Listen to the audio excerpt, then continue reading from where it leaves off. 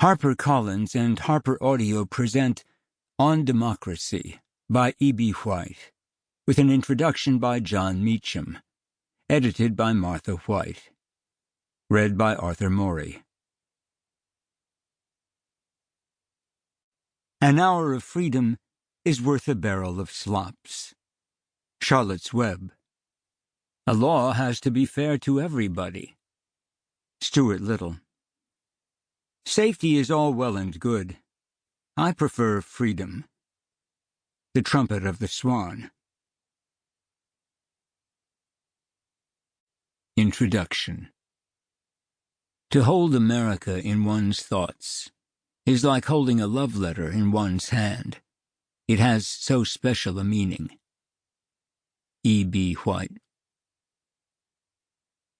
Franklin D. Roosevelt couldn't get enough of the peace. At the suggestion of his advisor, Harry Hopkins, the New Dealer turned wartime consigliere, the President of the United States took a moment away from the pressures of global war to read a July 3, 1943, notes and comment essay from The New Yorker. Occasioned by a letter from the Writers' War Board, a group of authors devoted to shaping public opinion about the Allied effort in World War II, the board was led by the mystery novelist Rex Stout, the creator of Nero Wolfe, the orchid-loving New York City detective. The small item tackled the largest of subjects. Speaking in the magazine's omniscient vernacular, the New Yorker author wrote, "We received a letter from the Writers' War Board the other day, asking for a statement on the meaning of democracy, continuing, 'Surely the board knows what democracy is. It is the line that forms on the right. It is the don't in Don't Shove. It is the hole in the stuffed shirt through which the sawdust slowly trickles. It is the dent in the hi-hat. Democracy is the recurrent suspicion that more than half of the people are right more than half of the time. It is the feeling of privacy in the voting booths, the feeling of communion in the libraries, the feeling of vitality everywhere.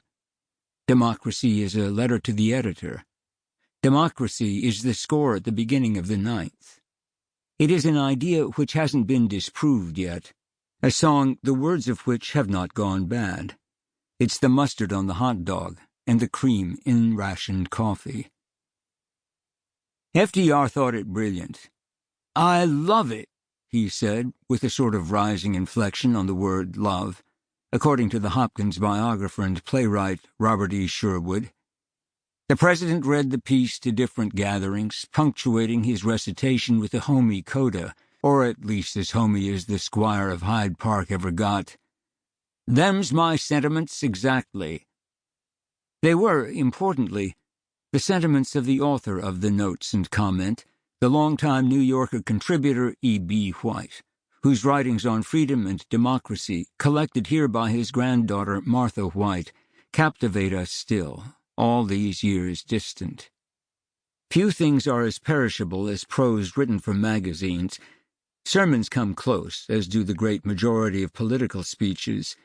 But White, arguably the finest occasional essayist of the 20th century, endures because he wrote plainly and honestly about the things that matter the most, from life on his farm in Maine to the lives of nations and of peoples. Known popularly more for his books for children, Charlotte's Web and Stuart Little, than for his corpus of essays, White is that rarest of figures, a writer whose ordinary run of work is so extraordinary that it repays our attention decades after his death. Hence the value of the collection you are listening to.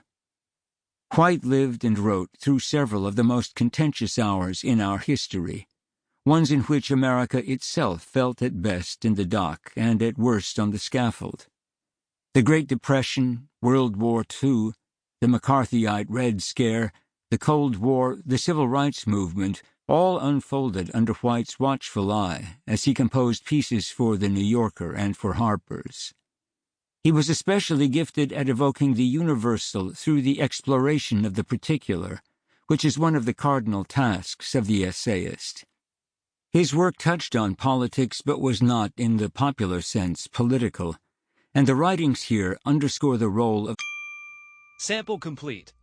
Ready to continue?